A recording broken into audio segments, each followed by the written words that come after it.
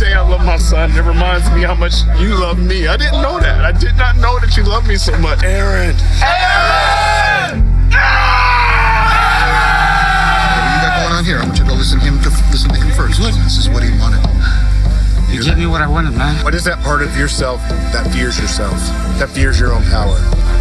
He died. I never got the chance to say I'm sorry. That was my best friend. And I lost it on him, just like he lost it on me. So I can't hit another man like that. It's a friend of mine. But at the same fucking time, it felt good to get that wild man out. That's been so suppressed for so long. What are you feeling in this one? I don't can't put words to it. It's just wild man.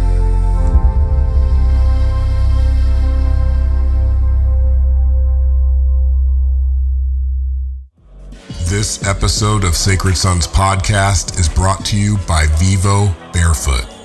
Let's walk in a good way in the natural world that surrounds us. Vivo Barefoot is the official shoe of Sacred Sons. And Vivos are more than just amazing footwear.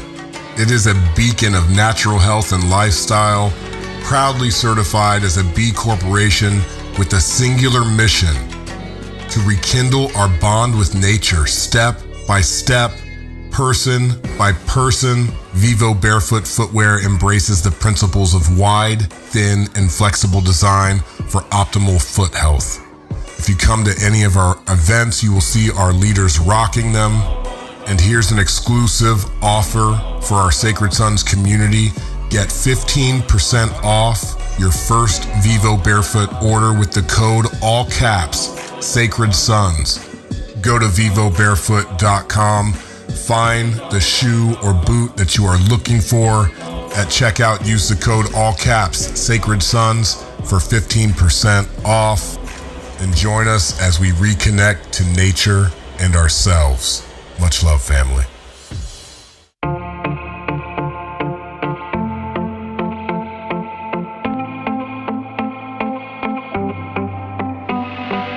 Peace and blessings. Adam Jackson here with another episode of the Sacred Sons Podcast. Something incredible happened in the world.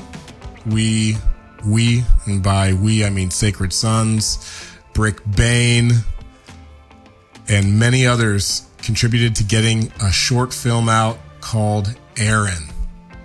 And so we're here today with none other than Aaron Fulton Jr.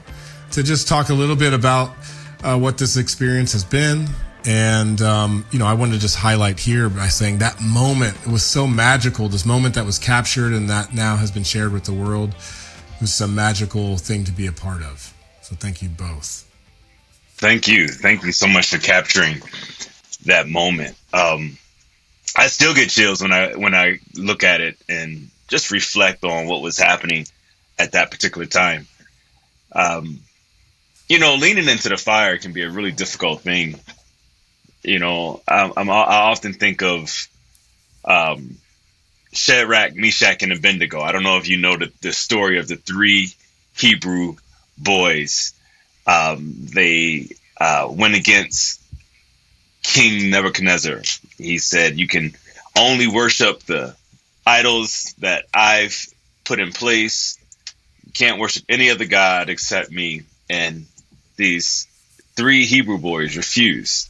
So he had them placed in the fiery furnace. And what was so interesting about that parable was they willingly went into this fiery furnace. And they went into this fiery furnace with expectations of their God, expectations of a miracle. Whatever they wanted to have revealed, it was going to be revealed in this fiery furnace. So they went into this fiery furnace, and King Nebuchadnezzar looked and he says, wait a minute. I thought I only put 3 people inside this fiery furnace, but I see 4. And the fourth one must be the son of God. And the reason I bring that up is because when you go into these fiery situations, when you are forced to deal with your own stuff, the heat, you should always do it with some type of expectation of something amazing is going to happen. And that's what happened that day. I went into this.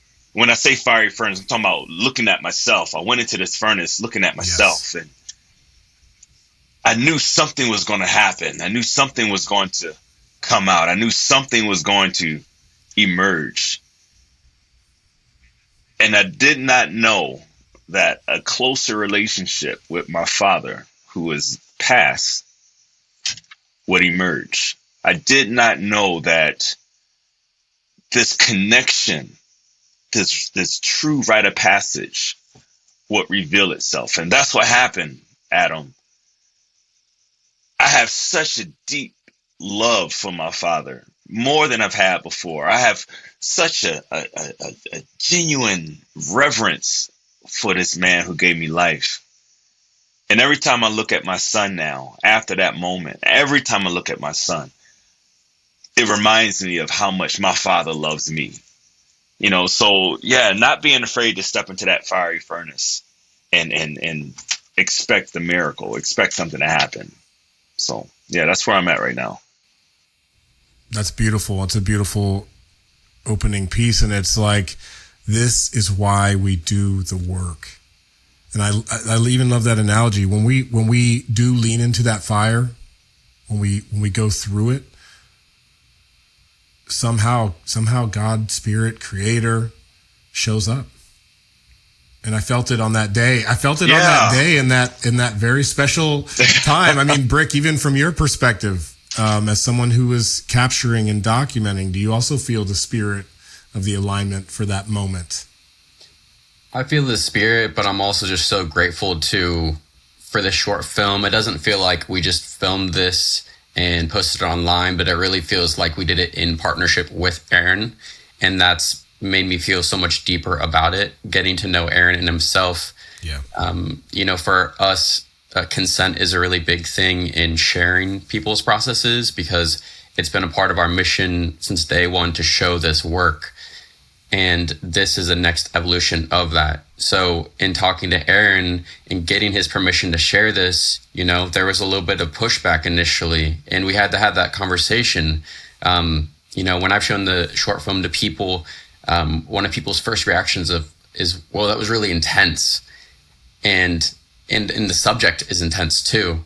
And Aaron and I had to have that conversation about releasing this and being public. And I'm so happy that we did, because it made the short film so much better with Aaron's acknowledgement that we really wanted to honor his father in this.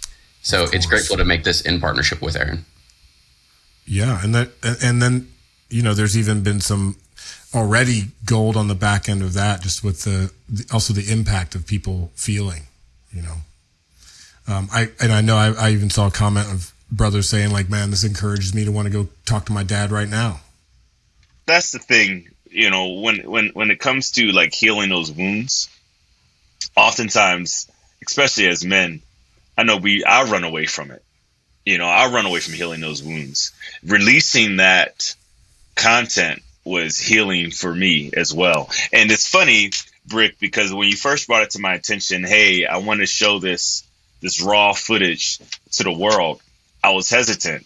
I was very hesitant, because I kept telling myself stories. I kept narrating this story, like, oh, well, what if people don't think that what if people think my father is a horrible person? What if my mom, you know, remembers this situation and she gets really, you know, distraught? And it was so many stories that I was putting out there, and it was all fear driven. It was a fear driven narrative that I was telling myself over and over and over again. Someone once told me, they said, within a day, you speak close to 1,200 words a day, but internally you speak about 30,000 words to yourself.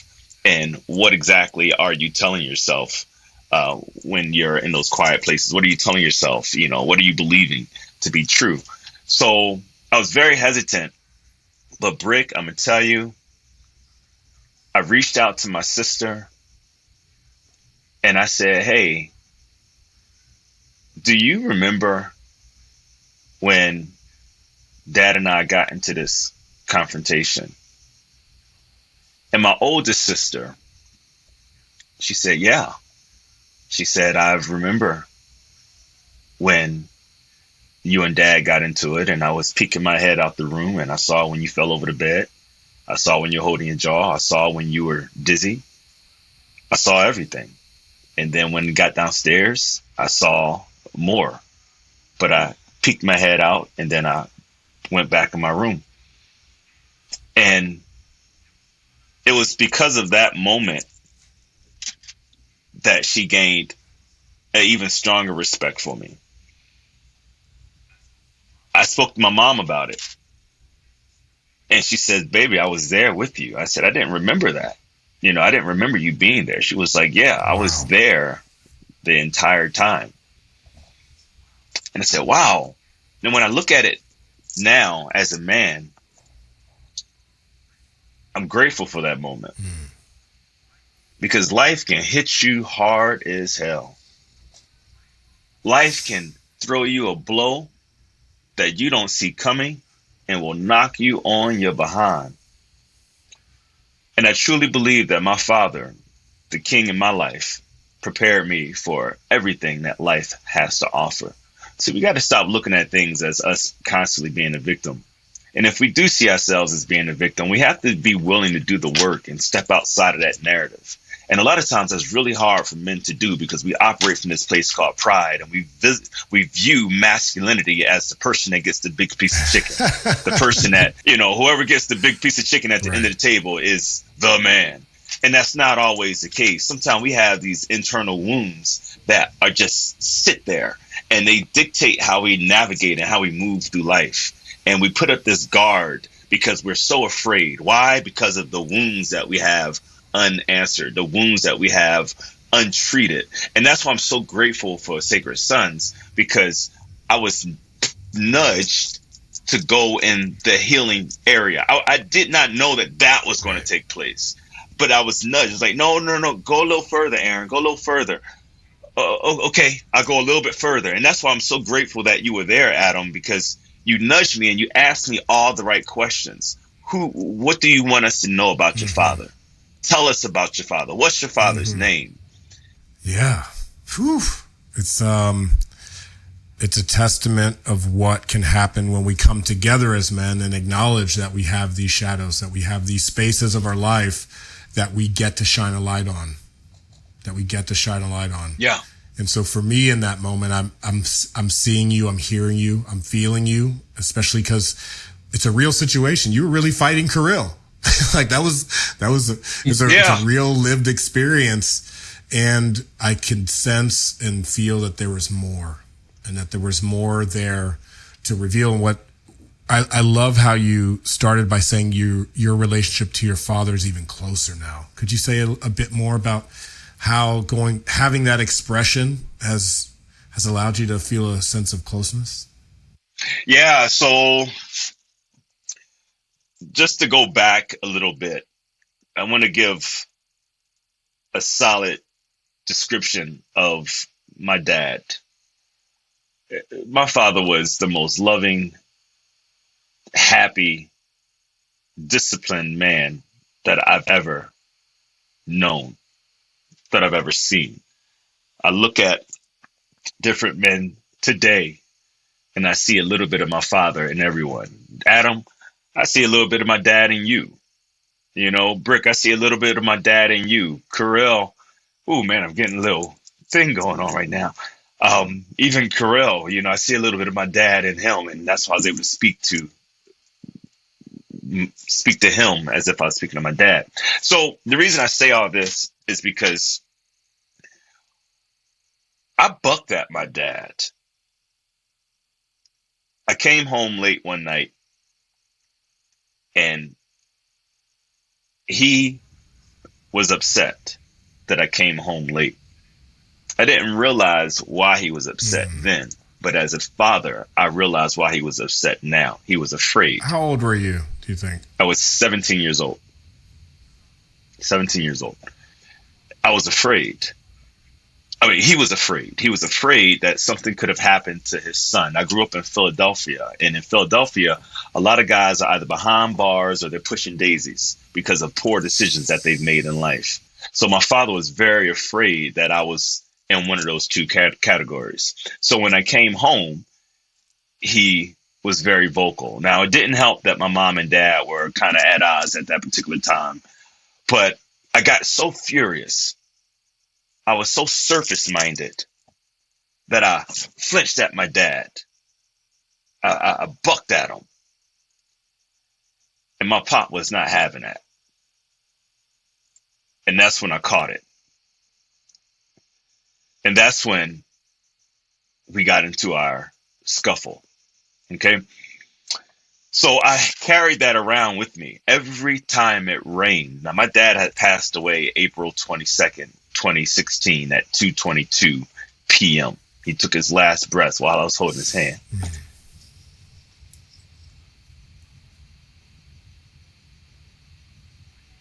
But he departed like a warrior. He departed like he was not afraid. His last words were, "Aaron, I'm going to see the person that created me." Wow. Yeah, so my dad wasn't having that. That's when we got into our scuffle and everything. But anyway, so since that time of me being 17 years old, I don't know if you ever broke a bone in your body, but every time it rained, every time it was cold outside, my jaw would freeze up. And I would have this really ill feeling towards my dad. I'd be angry with him, so angry with him. What I thought was forgiven was not forgiven. I'll get really, really mad. Then summertime comes, springtime comes, it gets warmer outside and I feel better. My jaw doesn't hurt so much. When I bite down, it doesn't click as much, things like that. So I was still holding some type of resentment. But man, when I fought that day, let me take a step back. I hit my father also. Yeah. When you bucked at him and you started scuffling, you threw shots too. Yeah. We got into two confrontations within my lifetime, and the first one I took a hard hit. The second one, I wasn't taking a hard hit. I hit him really hard, and we got into a fight. And there was no mom to break it up. It was no sisters there to break it up. It was just two warriors that were going at it. And it was intense. Someone was going to leave in a bag that night. And it could have been me, and he stopped, but he stopped. He realized something and he stopped. I realized something and I stopped. We never left each other's presence. We were in the house. We were in the ring together. And fast forward to the battle that I had with Karel, a lot of that frustration, that rage came out. And I was so afraid of my rage. I thought my rage was ugly. I thought my rage was dangerous. I thought my rage was deadly. Pure rage. But I got a chance to see that my rage is not ugly at all. My rage is so beautiful. And I need to honor my rage. And that's why I'm so grateful for Sacred Sons, because you gave me a space to really define and understand what my rage is. It's not an ugly thing. It's not a bad thing. As long as it's in a safe container and I got a pack around me, and I can gain some awareness of where I am in my rage. Sacred rage is a beautiful thing. And so many men, they harbor this rage inside of them, and they have no way of releasing it. They have no way of understanding the beauty of it. It's almost like when I was talking about the fiery furnace earlier, if you look at fire, it dances, and it's a rage. But it can be the most beautiful thing. It can provide heat. It can provide, means of you getting nourished. You cook your food, everything with fire. So it's how are you directing it? Or it can burn the whole house down. It can burn the whole house down, but it can also allow new life to come forward. Yeah, what you're speaking to is that healthy expression of rage at Sacred Sons. We do it through ritual combat. We do it through warrior releases, different types of processes to really go into that expression of the anger, of the rage in a healthy way that's supported by brothers. And what I find with men, and when you're talking to the beauty of it, is that behind the anger is grief, is sorrow, is sadness. And it's like when we get to move the rage, then we really reveal what is behind it. And we see that time and time again with men.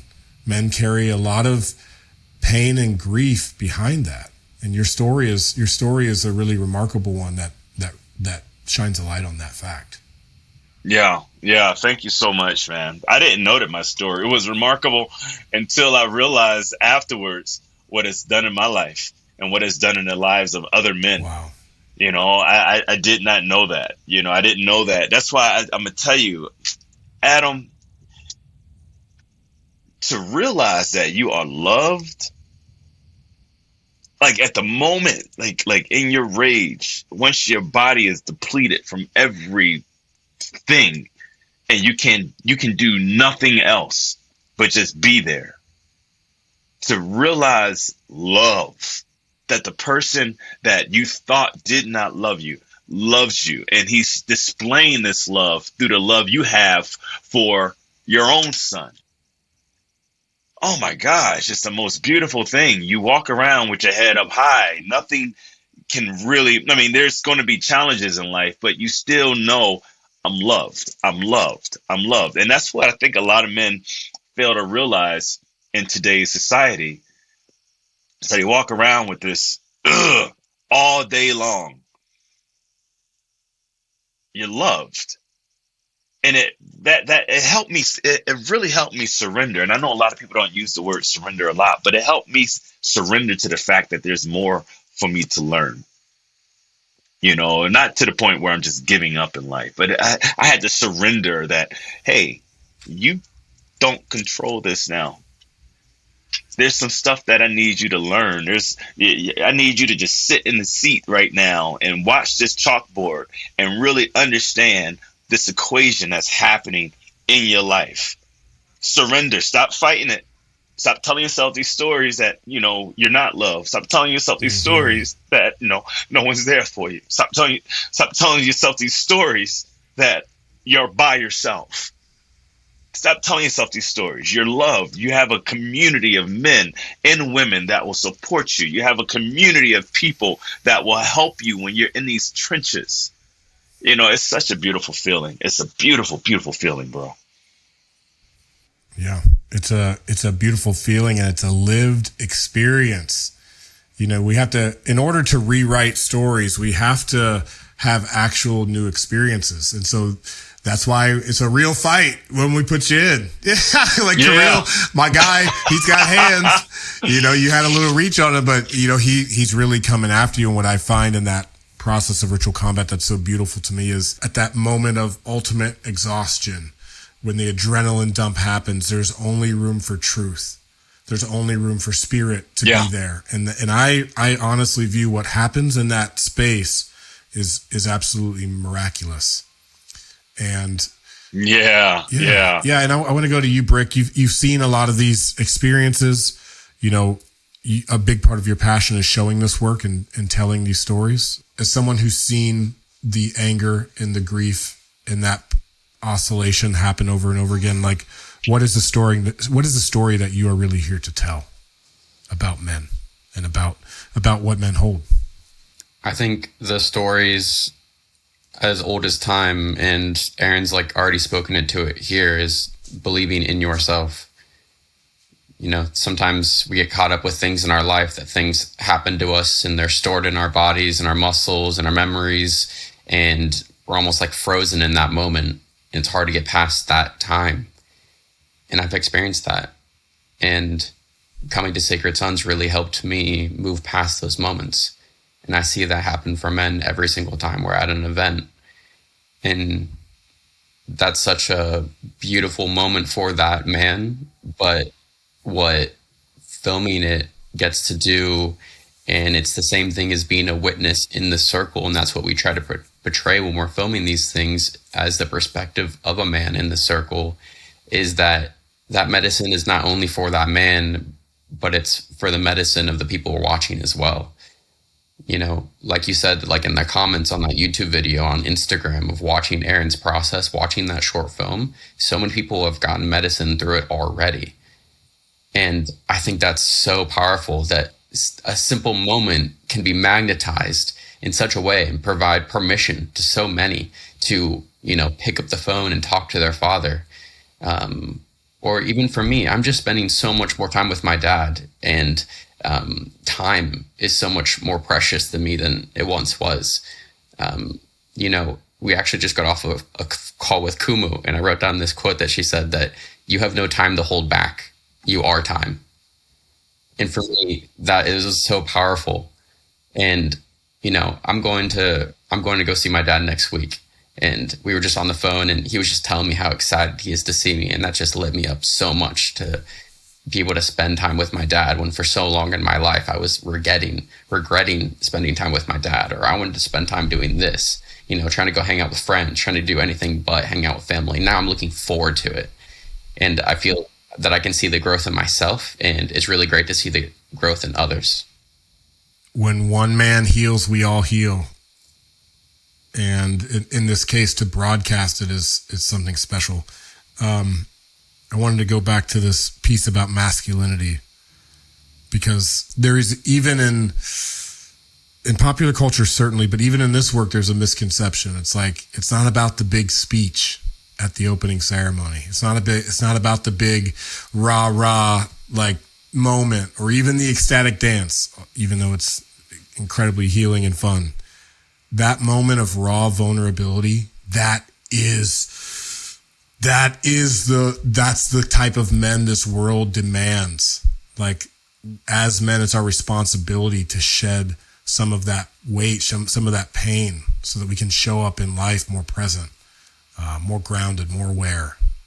Yeah, just speaking to that, when we were just at Convergence, I was leading a couple different teams, and you know, a lot of people were coming to me asking questions, a lot of organization, a lot of answering questions, figuring things out. And day 3, I had a big moment where we were holding space for the women, and then after we were doing that, like, I think just so much adrenaline was moving through my body that I just broke down and I cried, and my team just held me.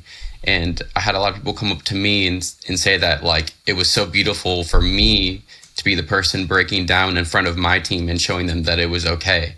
And then after that, you know, we were already such a close team, but after that, we were even closer in the vulnerability that we were sharing and the stuff that was coming up for us. And, you know, I didn't even intend to do that in that moment, but, you know, for Oso to be on one side of me and Phoebe be on the other side of me and like hold me in that moment was super powerful. Wow. Did you feel that, Aaron, in your experience, that you felt more connected to the folks on your team after that experience, having gone through that? Oh my gosh, man. One thing that, to answer your question, yes, I still get chicken skin because everyone put their hands on me. Remember, everyone put their hands on me, and I remember them saying my name, and then I remember the song, hey brother, I sing for you, my heart vibrates, a song for you. And man, that I've never felt so much connection in my life. It's to the point now, I mean, you know, some of my brothers, you know, I know Mason's going to probably put me in a headlock. I haven't been able to connect with him, even though we're so close together, but he's been very diligent with, you know, holding me accountable to connect with him. You know, he's like, Aaron, there's a community of brothers out here that really want to, you know, connect with you. Make some time for us. And, you know, Carell, he'll reach out to me every now and then. I've never felt so much love from a community of men, from a community of people in my life until I went to Sacred Sons. That's just it too. You know, it's like we can read all the books out there. You can do the practices, the modalities. It's really about the connection and the staying connected. And of course, accountability, these type of things, but there's no secret. It's the connection that sustains us. Yeah. And I mean, it's the connection. It's so much in that connection, like I want to go back to when you were talking about rewriting stories, and I created like this course on rewriting stories based off my own experience with rewriting stories. And one of the first things that I realized, I compared rewriting stories to like building a house. The first thing that you do when you build a house is excavate the land. And that's what my process was with Sacred Sons, was just excavating the land and getting those big boulders and those big tree roots and getting that trash and everything, all that debris out my field, so that I can have a level field, so I can have a level foundation.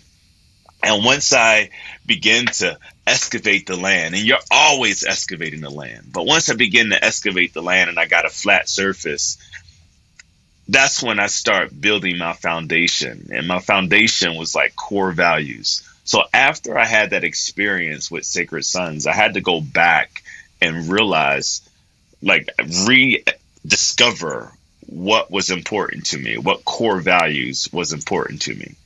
And that's why I love when y'all break up the men into different groups. You got the wolf pack over here, you got spirit walkers over here. You have so many different groups, and you're teaching different lessons. But it's mainly around creating awareness and appreciating what challenges you faced in life and learning from those challenges and becoming more anchored and grounded. Can I ask you right here, what are the values that make up your foundation? What have you arrived to for yourself? Yeah, so one is integrity. That's one of my core values right there. Integrity. Respect for others.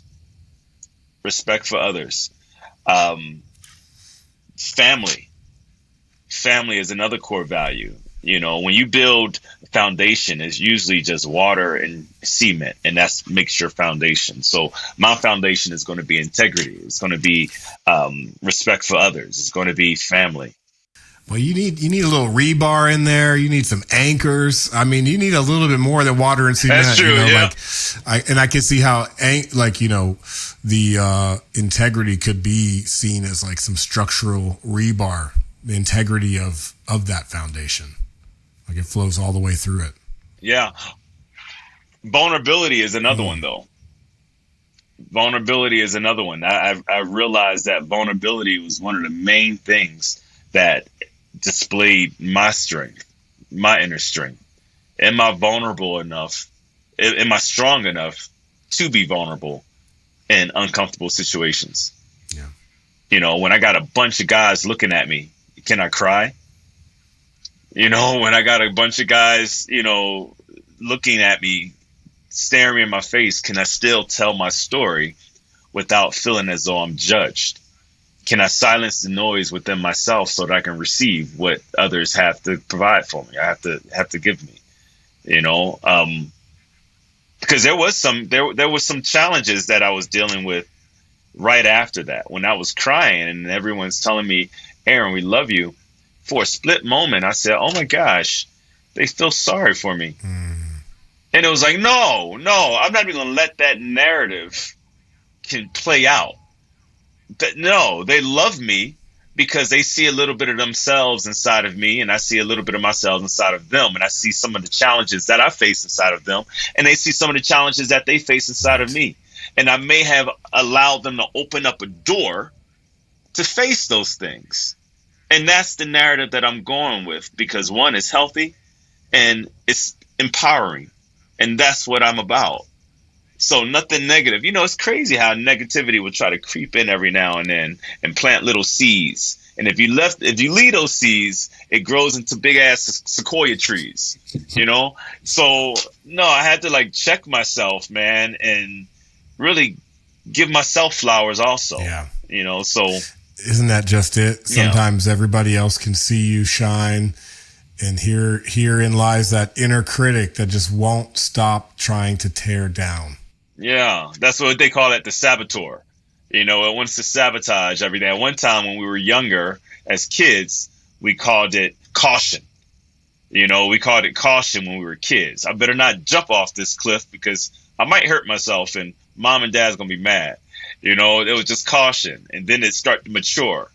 That caution matured as we matured. And then it transitioned from caution to paranoia to saboteur.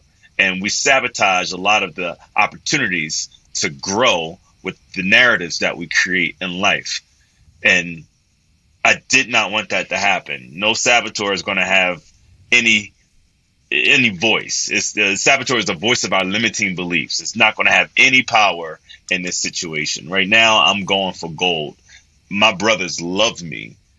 My brothers support me. And that's all that matters, Yeah. And those are the opportunities to choose love over fear. In the moments where the voice gets louder, how can you choose more love? How can you call more love in? Am I really willing to receive it? I think for a lot of men, this is the work. Can you let more love in? Yeah. I was hesitant when I spoke to Bric. And Bric, he shared something with me. He says, Aaron, I kind of went through a situation like that, similar situation with my dad. And he began to open up about he and his dad. And it gave me permission to tell my story and not feel ashamed, So, yeah, we're all in this together. Yeah, because I saw myself in you. So a lot of the short film was about the relationship between you and your father, but it was also about your son. So going back to when I first sent you those raw moments, mostly unedited, I remember you telling me the story about when you first watched it, making a ceremony for yourself, and then your son actually sneaking down to the basement and coming and seeing you watching it. He watched a little bit too. So can you share a little bit of that moment and what was it like for you to share that moment with him? Yeah. So, oh man, that was such a beautiful, beautiful moment. I see it like it was yesterday. I was at my computer just like I am now.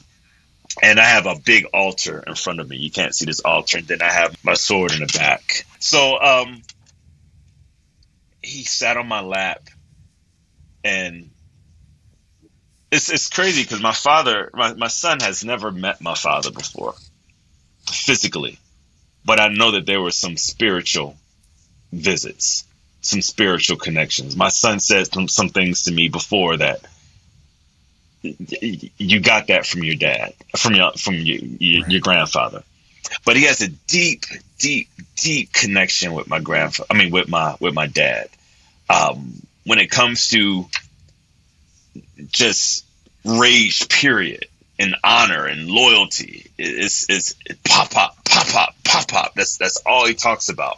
And he's never met my dad before. So when he sat on my lap and he watched this video and he heard me honor my father, and I told him about Dad, breaking my jaw.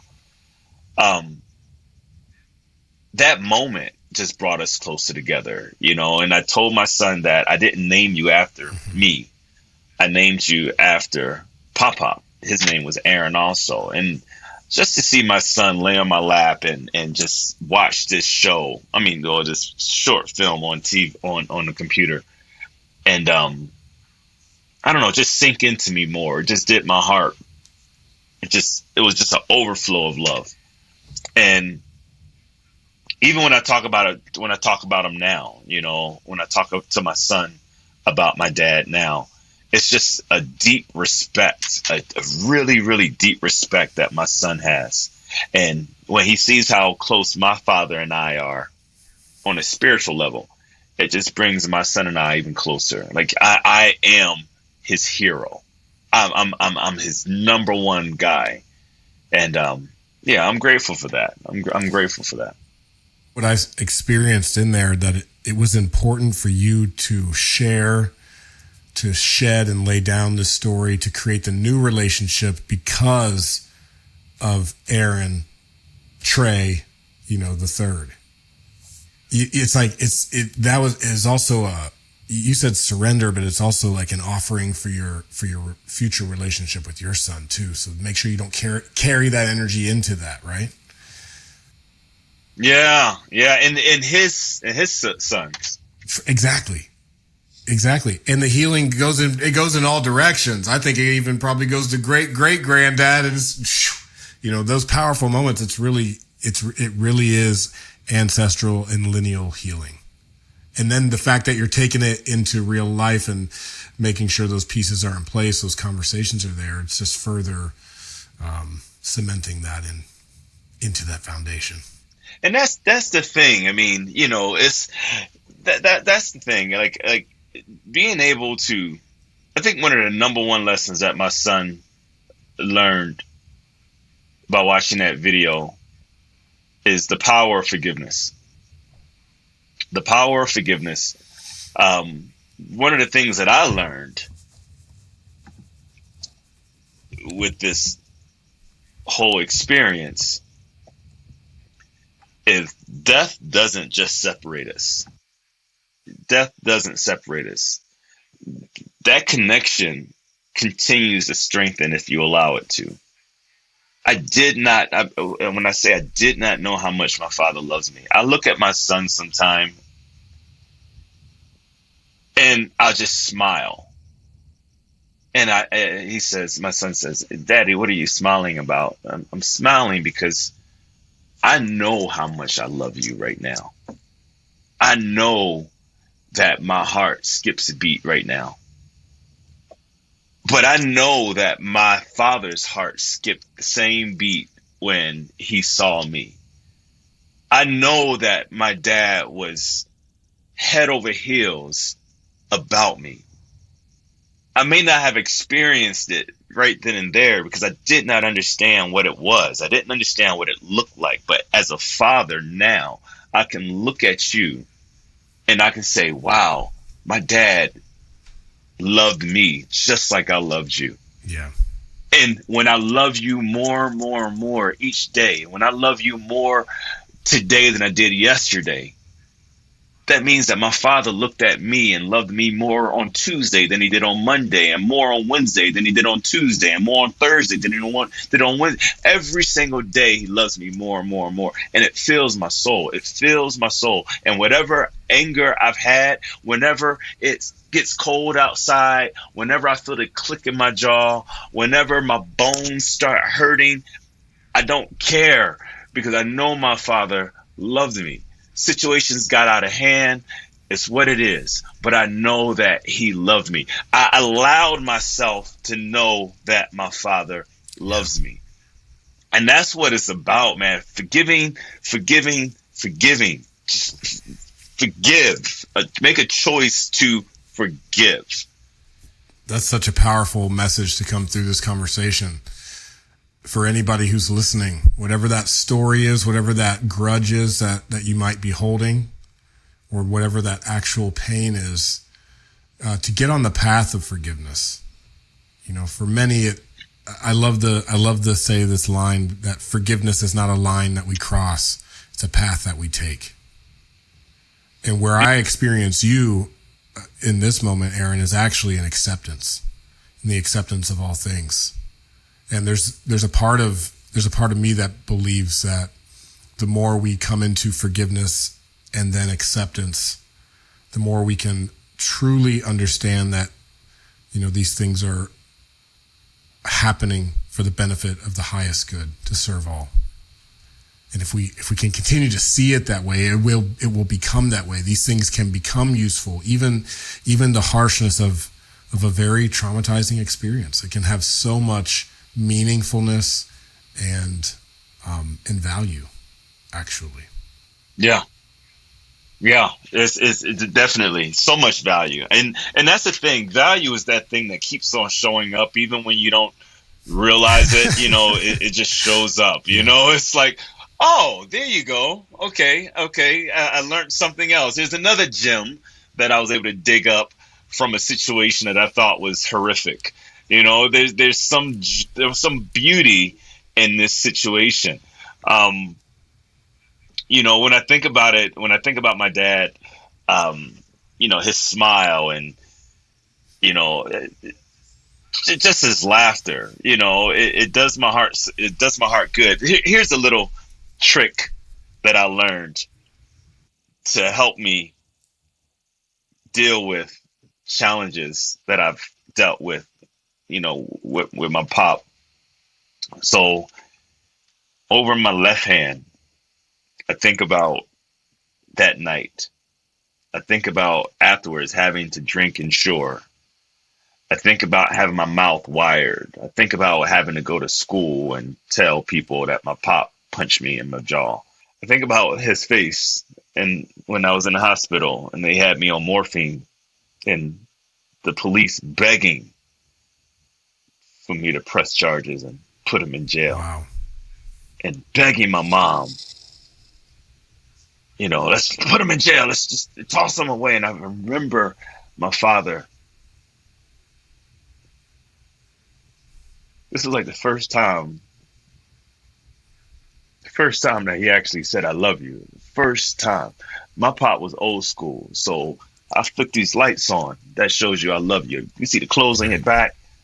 That shows I love you. You know, you're eating, right? You ain't starving. I don't have to tell you because that shows that I love you. You feel it. It is everything. Yeah. So that was the first time that I felt his bushy beard on my forehead because the cops only let him see me one time. And he leaned down and he gave me a kiss and he says, I love you on my forehead. Wow. First time. And that was a dark moment. And I hold that dark moment right here. Hold it right here. And then over here, oh man, I remember going to creeks, finding my first musk turtle with my dad. I remember finding crawfish with my dad. I remember going to Clementon Park with my dad. I remember going on bike rides. I had a Huffy bike, a blue Huffy bike, and I had ran into all these little dividers and I hit my head and hit the ground and I crashed and he came over and he picked me up and he dusted me off and he had a Cordova car, an orange Cordova. Afterwards, he took me to get ice cream. And I remember he and I eating ice cream at the ice cream parlor and we're just sitting by the car eating ice cream. And I remember this. And I tell you, my new practice is when I'm feeling those dark moments, I hold those beautiful, joyful moments in my right hand and I just smash it. And I just rub my hands together, man. And all the pain, all the frustration, all the anger, all that stuff just begins to dissipate. It doesn't hold the same weight anymore. And I begin to forgive even more and more. I think about my son, and I'm no longer trapped in that negative, dark place. And that's a little practice that I do often. You know, think about the beautiful things and just dilute all the darkness. And yeah, that's what I do. So I offer that to you as well, you know, in life. Those dark moments, diluted with those. Yeah. I also know through this work that for most men, the toughest one to forgive, the self, you know, and maybe that's a little bit of a part of why we hold on to those stories because, you know, sometimes it's easier to forgive others, even who have hurt us, than it is to forgive ourselves. And, yeah, what kind of offering do you have for folks who are listening, for folks who hear your story, Aaron, and Bric, for folks who are seeing not only this short film, but all of the work that we have put out, that you have put out through sharing men's stories within Sacred Sons? What are some pieces around that pillar of forgiveness? Recently, I've come to the realization that one of the main reasons that I do men's work and that I'm in Sacred Sons is to forgive myself and to work to become the man that I'm meant to be, and to make all those who I've wronged proud of me too. And I know they've moved on with their lives, and everybody's married or has kids these days and is on their own pathway, but really it's not to make them proud, but to make myself proud of who I'm becoming. And that's just by taking one step in front of the other in a path that has nothing to do with hurting others or hurting myself, whether that's, physically or mind games or with drugs. We're so fragile in this life. I've lost so many friends and family members to violence and drugs and drama within my family. And I'm still working on being a better person every day, and still working to forgive those who I have not forgotten yet. And I'm still on that path. But I know that I'm many steps forward than I once was a couple years ago. The best gift we can give anyone is for each of us to do our inner work, for each of us to show up in our fullness, in our presence, in our grace, and then also to be able to ask for help. I mean, it's a both and, but to be able to take care of oneself, to clean up one's fire. There's a such thing as like going into the fire, but we also got to tend to it. We started this conversation in the fire, so I'll just speak to that a little bit. Like fire, it takes fuel, it takes oxygen, and that takes care. And so for us to keep our fires lit, to keep it fueled, to keep it clean and tended to, so that it doesn't get out of control, so that it doesn't burn others. I have to say that there's not immediate returns either. Sometimes you're looking for, you get out of this retreat, I'm all good now.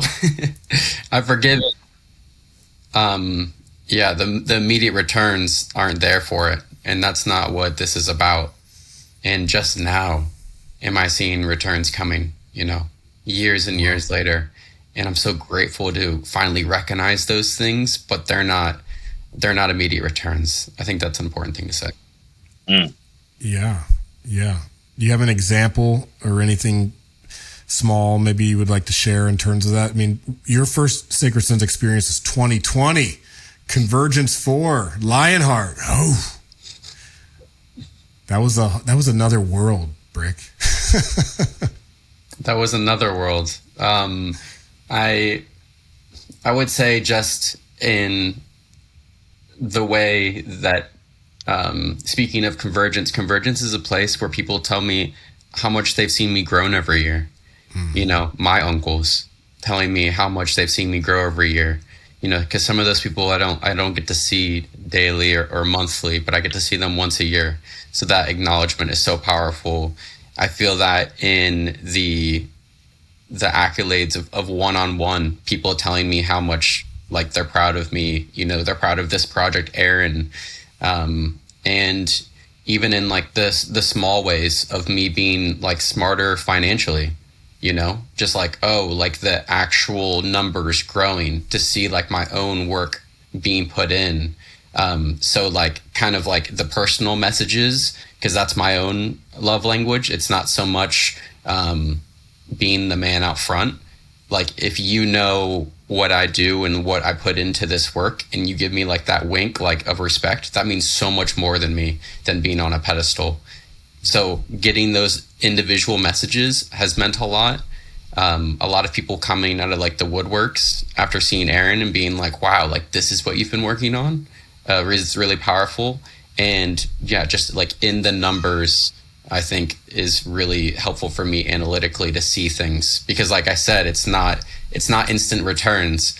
And so to see things happen long-term and to recognize the growth there, that's been big for me. That's amazing. Aaron, I'm gonna pass it to you. And I wanted to say this, when we first got on this call, you checked in saying you have the most amazing family and that you're blessed. And I love to hear that. I just love to hear that. And I want to, just pass to you in this idea of the acceptance of all things, coming back to gratitude for the folks, the people that are in our lives, and for the things that we have. Would you like to share a little bit about your family? Yeah, my family, I had to go through some stuff to really understand how blessed I am. I'm a firm believer that things happen for you. Things happen for you. I don't like to go through life thinking that things happen to me. Things happen for me. They help me understand. They help me grow. We've all had past relationships that we thought destroyed us. But when we look at where we are now, they put a little hand into who we are. They helped us understand. I was horrible with money in past relationships. Now I'm a much better steward of my money. I was horrible with delegating time, setting aside time management. I was horrible at time management. Now I'm better at time management. I was horrible at displaying, how I'm feeling in a mature way. Now I can speak on how I'm feeling emotionally. My views of masculinity aren't what they used to be. Now it's more humbled. It's more anchored. It's more grounded. I have an amazing family because I have a wife who cares. I have a wife who will call me out on my stuff in a very polite way. I have a son who looks up to me and wants to follow my footsteps. I have a daughter who's 21 years old who is on the USS Gerald Ford right now. She talks to me about just life. We share those beautiful moments together where we talk about trees and plants and bugs and animals. And I'm like her little friend, and it's a blessing. It's such a blessing. So yeah, I'm a firm believer that everything happens for you, for your growth. And fear is always going to be there. We're always going to deal with some level of fear. But it's what you do in those fearful places that will determine the outcome of a situation. Not to hold too much of your time, but I think about the story of Noah and the ark, and I'm sure you heard about the story of Noah and the ark. My oldest son's name is Noah. Yeah, your oldest son's name is Noah. Yeah, yeah.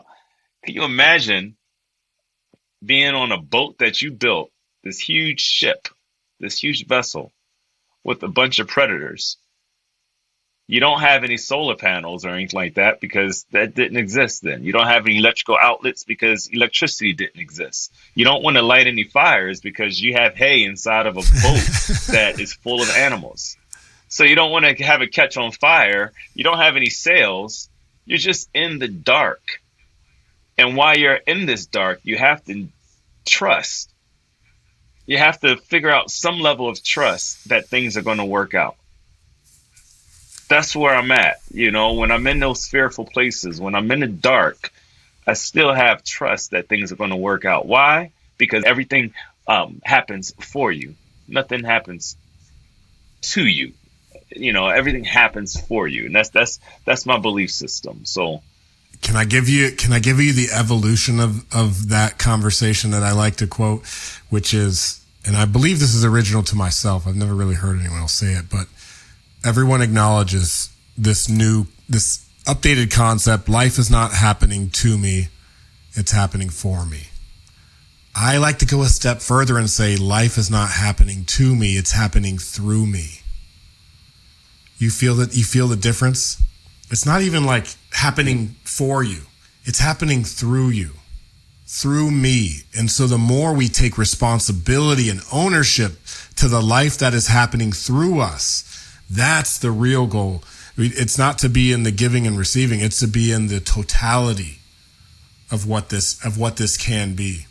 And so for me, it comes back down to presence with the ones who are closest, with the ones we love the most. And the old adage is also true. We hurt the ones we love.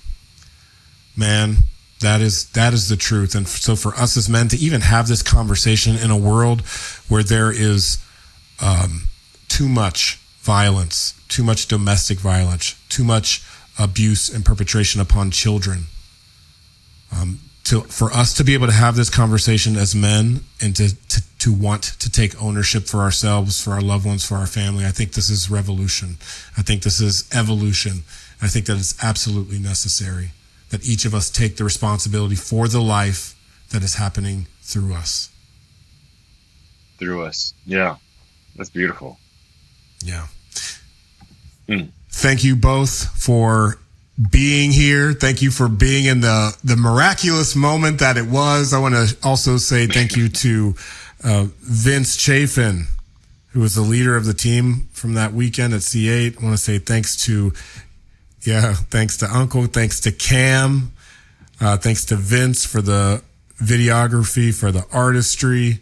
Bric, anyone else that I'm leaving out that we should acknowledge around this film? And if you haven't watched it by now, go to YouTube at Sacred Sons, watch the short film Aaron, and be prepared. Bring a couple tissues and be prepared to move some grief. Yeah, shout out Kirill as well. Oh, yeah, I was just about to say Kirill. Yeah. Forever shout out Kirill. And just want to honor you, Aaron. Thank you so much for being a partner in this. I couldn't imagine a better person to be showcasing in this way. Just getting to know you over this past year has been such a gift, and I'm so looking forward to many more connections between us. And I'm just so proud of everything that you've been telling me going on in your own personal life and business and your growth, everything that's been happening. So thank you so much for being in this with us. Thank you. You're more than welcome. Thank you so much. And hopefully, if you're at the EMX, I get to see you again in San Diego in December, I believe. EMX, San Diego, California. Brothers, if you're interested, join a Sacred Sons event. They're happening all around the world. And Aaron, if folks want to connect with you, maybe even to share how this has impacted them, where can folks find you or follow you? Yeah, you can visit my website. It's AaronJFulton.com, AARON, for John, FULTON.com. Or you can find me on Instagram. Instagram is Aaron Fulton on Instagram. Feel free to connect with me. And or you can email me. Email me is another one. Aaron at AaronJFulton.com. You can email me and I'll be more than happy to connect with you. Beautiful. All right. With that, Aaron, I'll never forget it. I will never forget this moment as long as I live. And there are so many other folks who have been touched by this piece. Thank you both for taking the time just to share so we can really encapsulate the totality of these relationships. And honor you both. Bric, thank you for your vision, for your artistry, for your ability to actually bring this into reality. I feel like this is also cutting edge to be able to share these stories in this way. With that, Sacred Sons, Aaron Fulton Jr., Bric Bain, Adam Jackson, Ralph family. Peace.